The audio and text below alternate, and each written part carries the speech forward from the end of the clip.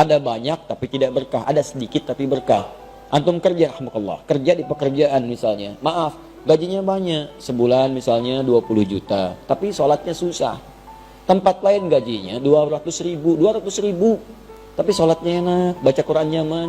Pilih mana? Sedikit tapi berkah, banyak tapi nggak berkah. Tidak ada pilihan ketiga, nggak usah nekat anda. Pilih mana? 200 ribu gampang sholat, 20 juta susah sholat, pilih mana?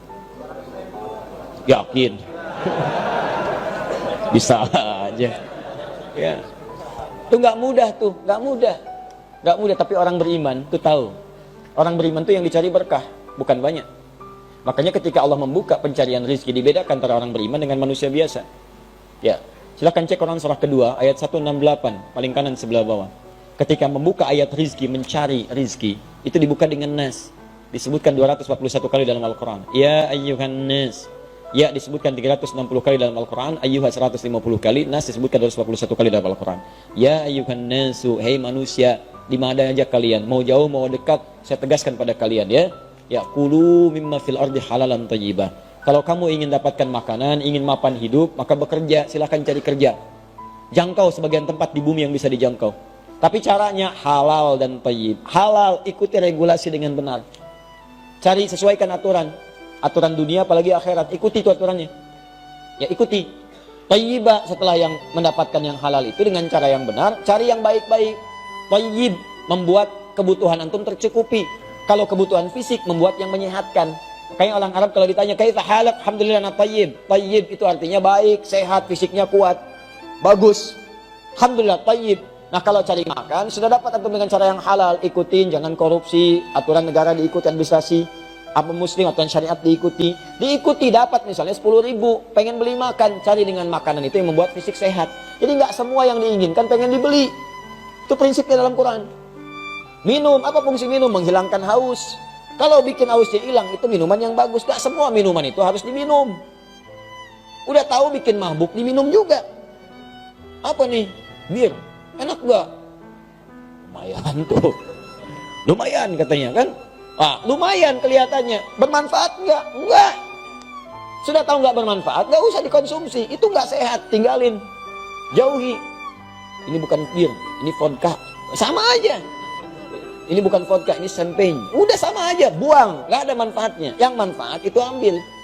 Ciri-ciri yang tidak berkah itu adalah kadang-kadang semua pengen dikoleksi. Ya, padahal belum tentu butuh. Ya, mohon maaf, variasi itu boleh, tapi berlebihan itu yang tidak boleh. Aduh, mah minum dong. Apa pak? Sayang, jus. Jus apa? Buah naga.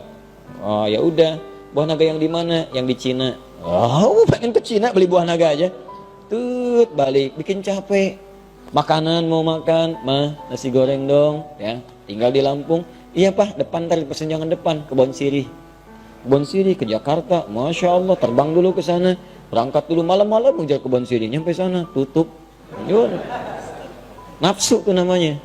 Ya, nah orang beriman beda, yang dicari keberkahan. Makanya ketika menyebutkan pencarian rizki orang beriman, ini menarik, kalimat halalnya dibuang, thayyibnya kemudian digandakan.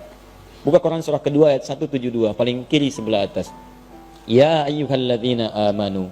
Ya ayyuhalladzina amanu. Hei semua orang beriman, pakai alladzina disebutkan 1080 kali dalam Al-Quran. Semuanya tanpa kecuali. Kulu min thayyibati ma razaqnakum. Silahkan cari rizki min thayyibat. Halalnya dibuang kalimatnya. Muncul thayyib dijamakkan jadi thayyibat. Thayyibat bentuknya jamak, menunjuk pada banyaknya keberkahan. Kenapa halalnya dibuang? Karena orang beriman itu imannya otomatis akan membimbing dia untuk mencari yang halal. Jadi kalau antum merasa beriman tapi terfikir berbuat yang haram, ini menunjukkan ada masalah dalam imannya, bermasalah.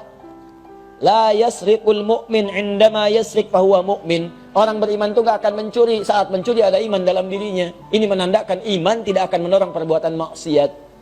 Paham? Kalau antum mencari rezeki begini, kepikir yang halal, yang berkah, nggak apa-apa sedikit yang penting berkah, maka Allah akan lipat gandakan berkahnya. Dilipat gandakan, min thayyibati, kami banyakin tuh manfaatnya. Berkah itu banyak manfaat. Bahkan hebatnya, yang sedikit ini kadang nggak pernah kepake. Saya punya teman dulu di Libya, berangkat ke sana sama-sama, orang awak teman kami itu, tinggi. Dia bawa $50 pak, berangkat ke sana, 4 tahun. nggak kepake. $50 4 tahun. Nggak kepake. Bahkan dia berusaha berkhidmat dengan uang ini, membalas jasa ibundanya, saya pengen hajikan ibu saya. Dan berhasil. Ada keluarga penghafal Quran. Itu Masya Allah, luar biasa itu. Saya sering sampaikan kisah ini karena inspirasinya bagus. Ini Pak, istrinya penghafal Quran. Nyata ini. Punya sanad. Suaminya demikian. Anaknya juga hafal Quran. Suaminya kerja mungkin di tempat yang menurut sebagian orang kecil lah. Buruh kuli. Hebat tuh. Istrinya sedang ke sawah, bawa suluh. Nyambut suami macam-macam.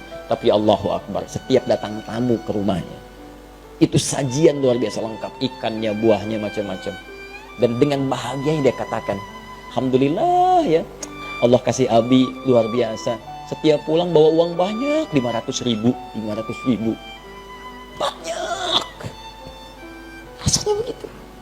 Dan setiap ada buah, dia dapat buah. Tetangga bawa buah. Waktu makan, tetangga kirim makanan. 500.000 awet Pak. Ada keberkahan di dalamnya. Antum yang mau dicari apa? Itu kan semua titipan, tinggal bagaimana digunakan.